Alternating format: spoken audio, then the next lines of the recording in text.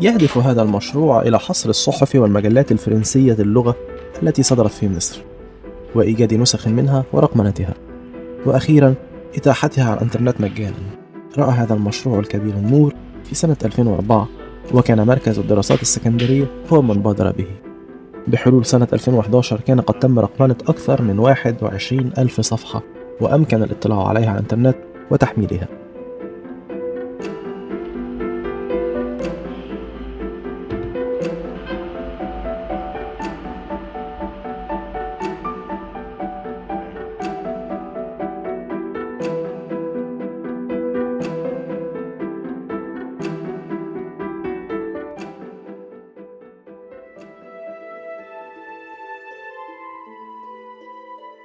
لا يوجد في مصر اليوم من الصحف الفرنسية اللغة إلا جريدتين: جريدة يومية هي البروغري إيجيبشن التي أسست سنة 1893، وأخرى أسبوعية أحدث عهدا هي الأهرام إبدو الصادرة عن مؤسسة الأهرام.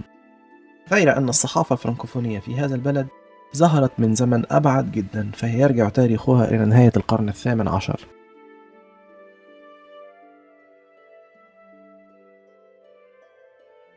لقد جلب بونابرت معه خلال الحملة الفرنسية على مصر فريقا كاملا من العلماء، ضم مؤرخين وجغرافيين وعلماء نبات ومعماريين ومهندسين ورسامين،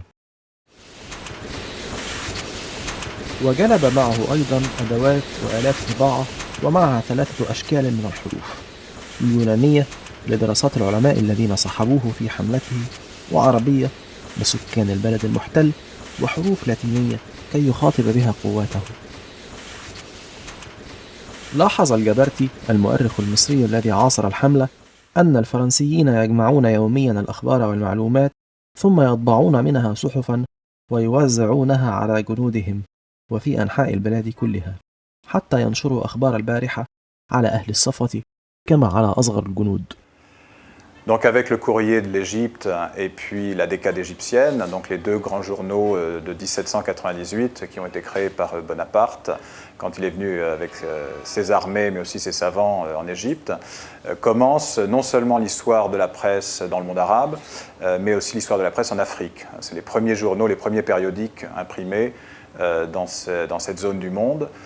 Et depuis cette période jusqu'à aujourd'hui, on compte à peu près, enfin plus de 400 titres différents. Jusqu'à la moitié du XIXe siècle, l'italien est plus pratiqué que le français en Égypte, mais dans les années 1860, le Khedive Ismaïl impose l'usage du français dans une partie de l'administration égyptienne.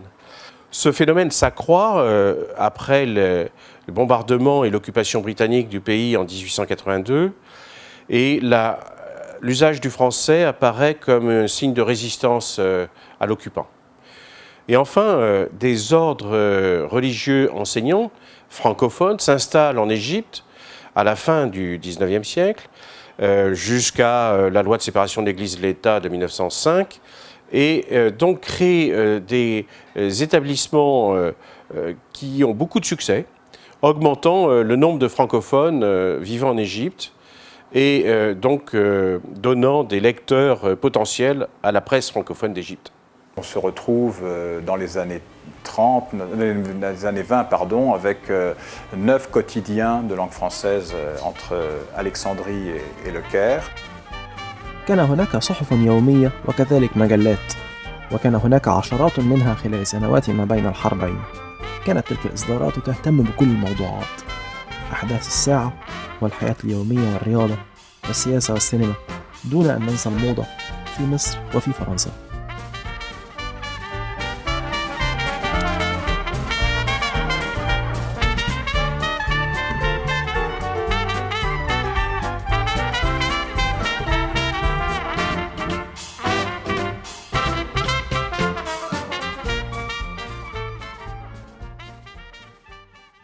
Et en fait, avec la Deuxième Guerre mondiale, donc là ça commence à s'effriter très sérieusement, cette dimension francophone d'Égypte. Il y a beaucoup de ces populations syro-libanaises, juives, arméniennes, italiennes, françaises, grecques qui quittent le pays.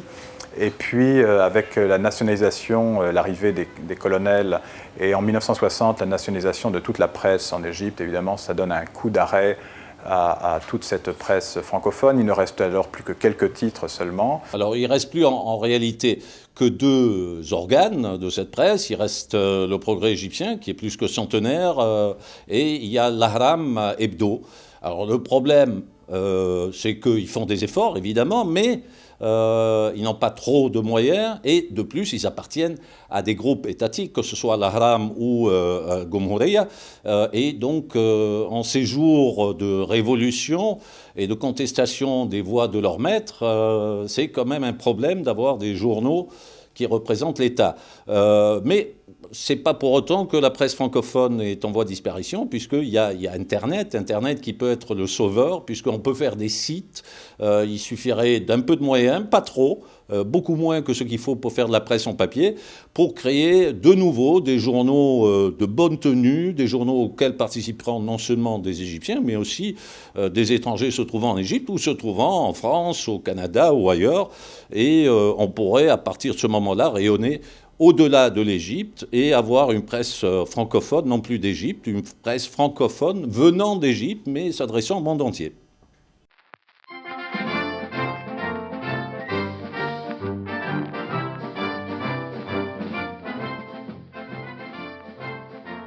Sa Majesté le Roi, toujours soucieux d'encourager les lettres et les arts, a ordonné l'achat pour la bibliothèque du Palais de la nouvelle édition de la vie de Dante.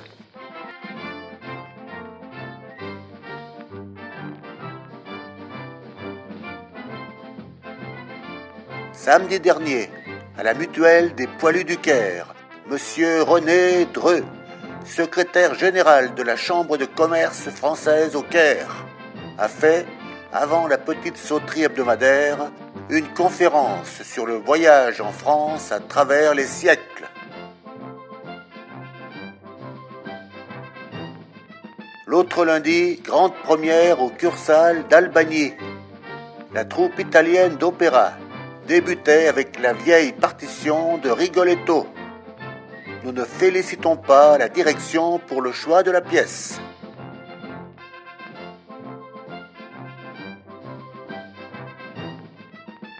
Le record des spectacles cinématographiques est battu cette semaine par Chanteclair, qui donne dans son programme 3 grands films: Le vaisseau de la mort, L'affaire du collier de la reine et Miranda.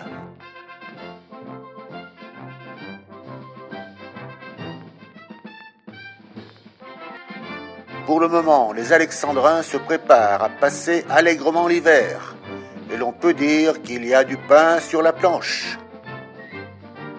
La femme élégante portera, pour l'après-midi, des chaussures d'antilope noires, souvent ornées de liserés de cuir verni. On portera également des chaussures en chevreau brun et lézard bleu.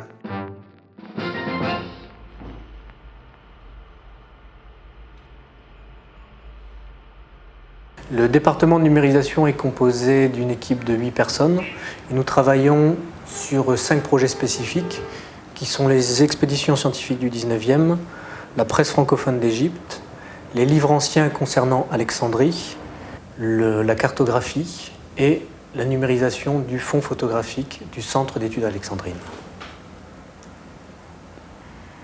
Nous pouvons distinguer 3 phases de travail lors de la numérisation: la prise de vue, la post-production, qui est donc la mise au format avec le nettoyage pour une reconnaissance optimale de caractère, et la mise en ligne des documents sur Internet. Ici, nous avons un Mamiya RZ, donc moyen format, appareil argentique sur lequel également nous avons équipé un dos numérique qui est relié directement à l'ordinateur et toutes les captures se font directement depuis l'ordinateur. À savoir que les prises de vue s'effectuent en haute résolution. Nous prenons du 300 dpi, couleur et en TIFF. Le second poste de prise de vue, qui est équipé grand format, c'est une chambre photographique 4-5 inches sur laquelle nous adaptons un dos numérique qui est relié directement à l'ordinateur et toutes les prises de vue sont shootées depuis l'ordinateur. Après l'acquisition des images, nous passons à la deuxième phase du travail qui est le traitement proprement dit, qui se répartit en 3 étapes. la mise à l'échelle du document, le redressement des images et le nettoyage pour une reconnaissance optimale des caractères.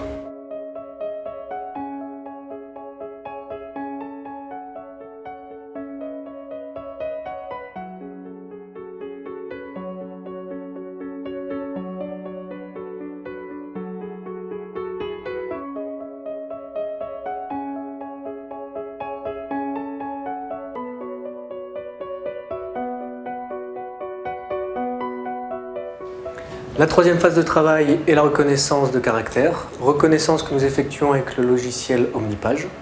Le document est restitué en PDF, PDF sur lequel nous allons développer les signets, optimiser pour une mise en ligne sur Internet. C'est aussi simple que ça.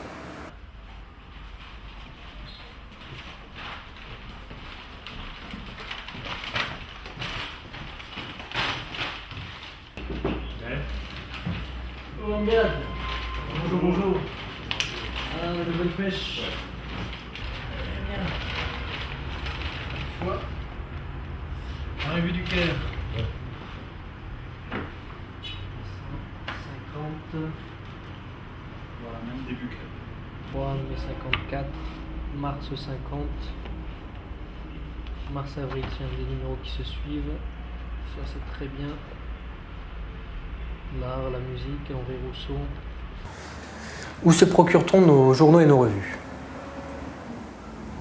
En 2007, lors de mon arrivée, nous avons fait un appel à contribution en faisant paraître dans Al-Ahram Hebdo, un journal francophone, un papier concernant nos recherches sur la presse francophone d'Égypte. Et nous appelions les Alexandrins, les Égyptiens, à aller fouiller dans leurs greniers pour nous apporter leurs revues afin d'être numérisées.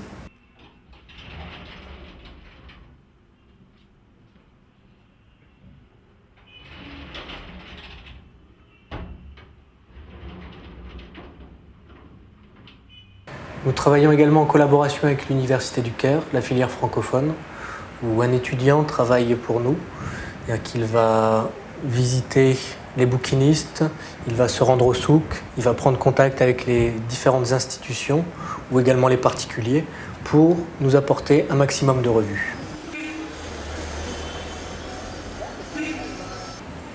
Nous pouvons également acheter les revues. Nous sommes en contact avec un vendeur au souk El Goma, sur Alexandrie.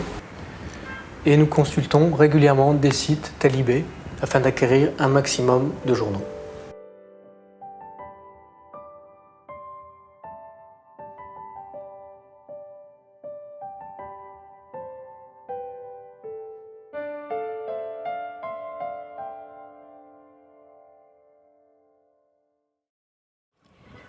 Alors après traitement par le service de numérisation, les documents seront mis à disposition du public sur Internet.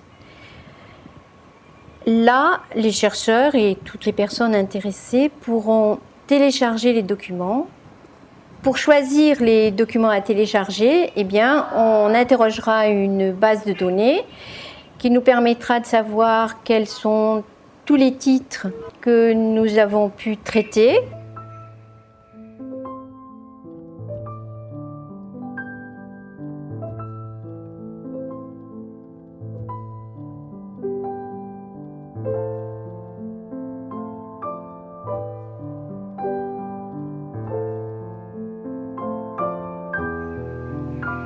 Nous pouvons aussi interroger la base de données sur une année, parce qu'il peut être intéressant d'avoir toutes les publications de la même année. Ou bien on pourra faire une recherche en texte intégral dans l'ensemble du corpus, ou bien dans l'ensemble des exemplaires d'un titre donné.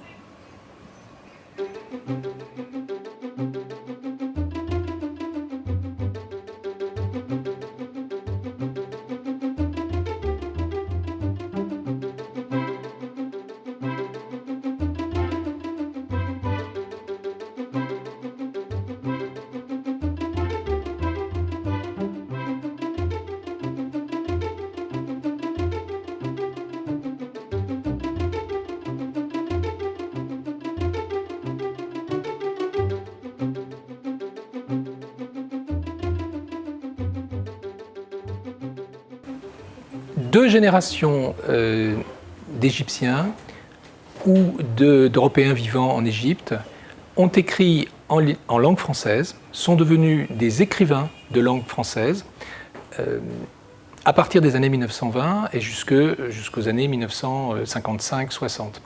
Et à ce titre, les périodiques ont été pour ces jeunes gens et ces jeunes femmes des lieux de création, des lieux d'accueil de leurs premières œuvres.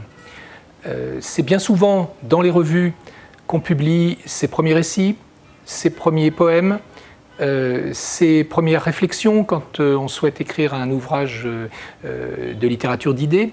Et ce fut le cas, par exemple, aussi bien d'écrivains comme George Heyne, qui a lui-même d'ailleurs dirigé une revue avant la guerre, Un effort, comme Ahmed Rassim. Les heures claires. Celle que nul ne voit coucher dans mon lit est une Slovaque de Hodonine, qui porte le nom d'Ottilie. Elle ne vint pas à moi comme la fille qui passe, chargée des fruits pervers de son corps. Elle vint simplement, comme un envoyé, avec la gorgée d'eau dont ma pierre avait besoin. Elle vint comme la rosée transparente du matin que le généreux envoie pour l'herbe sèche. Elle vint comme la pluie féconde dont le pouvoir ranime la torpeur des dattiers. Elle vint comme Nizan, rafraîchir ma vie de sa pensée claire. Elle vint pour déposer en moi son charme ailé. Ses mains claires, voltigeantes autour des fleurs de ma chambre, étaient semblables aux ailes légères d'un papillon.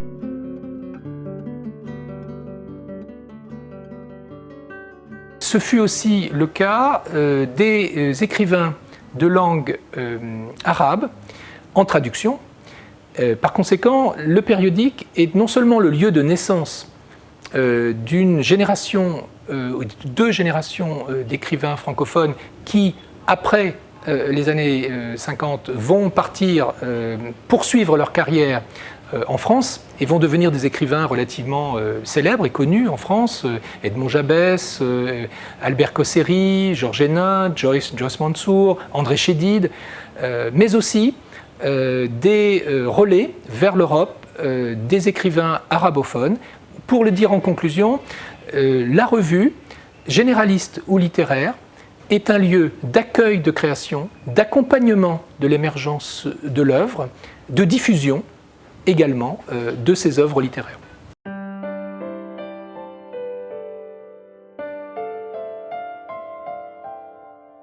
Les thèmes abordés dans la presse francophone d'Égypte sont très variés. C'est aussi bien l'histoire événementielle, les guerres, les crises économiques, mais aussi la société, le sport, la mode, etc. Autant de sujets pour les historiens, pour les chercheurs. Et donc, cette masse d'informations peut être transformée en recherche universitaire. Et d'ores et déjà, dans plusieurs universités françaises, dans des universités du Caire et d'Alexandrie, on commence à distribuer des sujets de master, voire de doctorat, sur la presse francophone d'Égypte, rendant une histoire extrêmement vivante à partir de sources qui, jusqu'à présent, n'ont jamais été interrogées. Dans les départements de français des universités égyptiennes, il y a généralement 3 domaines. La littérature, domaine principal, la linguistique et la civilisation. Civilisation, littérature et linguistique. Et dans les 3 cas, on peut se servir de ce corpus. Et même les études qui portent sur l'art ou l'image, bon, je sais qu'il y a des revues, par exemple, sur la publicité, sur des revues d'art aussi qui ont été numérisées. Et donc, je pense que c'est vraiment quelque chose de très intéressant parce que ça permet de faire le lien entre l'étude de ce domaine culturel et linguistique qui est le français, mais qui est aussi en rapport avec l'histoire et la culture de l'Égypte. Donc, c'est vraiment exactement ce qui sied à la recherche et de nos étudiants et des chercheurs qui sont les profs, qui se servent aussi de ce corpus.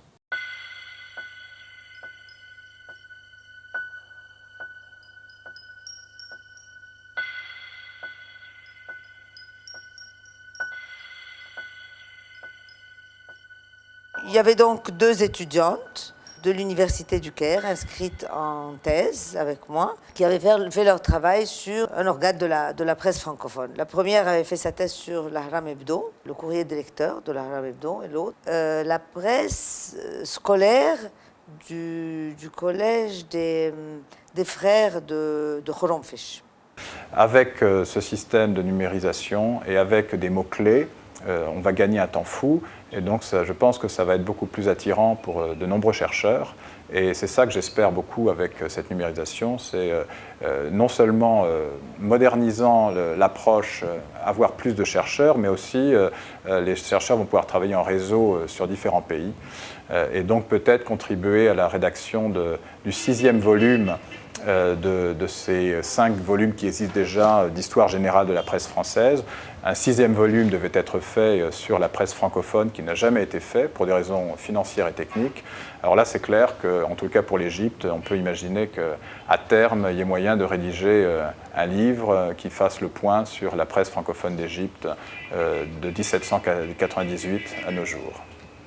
La presse francophone d'Égypte n'est pas la seule de langue étrangère dans le pays, puisqu'il y a aussi des journaux aussi bien en arménien qu'en grec, qu'en italien. Et il serait bon d'élargir cette expérience de numérisation de la presse francophone à d'autres presses, et notamment à la presse italienne, dans la mesure où certains journaux étaient même publiés en partie en français, en partie en italien, montrant qu'il y a ici une unité qu'il faut savoir exploiter dans cet élargissement de l'expérience de la presse francophone. Donc à partir de 1845, on a le premier journal rédigé en italien par des Italiens. Et ensuite, on aura peut-être environ 150 journaux italiens, entre quotidiens, périodiques, de tout genre qui se sont suivis. Le développement de la presse a connu aussi des genres différents qu'on pourrait classifier. Donc la première presse était plutôt généraliste. Ensuite, on a un effort de spécialisation de la presse, notamment avec le courant anarchiste, donc de la seconde moitié du 19e siècle au début de 1900. Ensuite, on a un genre qu'on peut classifier de fasciste et on aura plus tard, après les années 40, un développement de la presse antifasciste qui est en tout cas assez réduit. On a connu aussi des revues humoristiques, des revues littéraires ou du sport.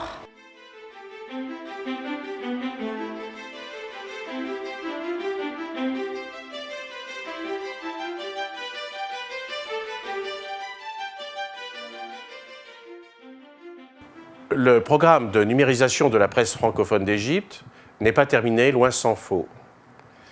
Et d'autres collections, comme celle de la bibliothèque municipale d'Alexandrie, pas loin d'ici, s'offrent à nous. Mais déjà, mené à ce stade grâce au soutien de l'Agence nationale de la recherche. Ce programme est opérationnel. Il est à la disposition du monde des chercheurs, des universitaires, et il permet d'écrire autrement l'histoire de l'Égypte. Il convient maintenant de l'élargir aux autres presses d'Égypte, à la grecque, à l'italienne, etc. Quant à la presse arabophone, eh bien, elle est déjà largement numérisée et donc au service, à la disposition du monde de la recherche.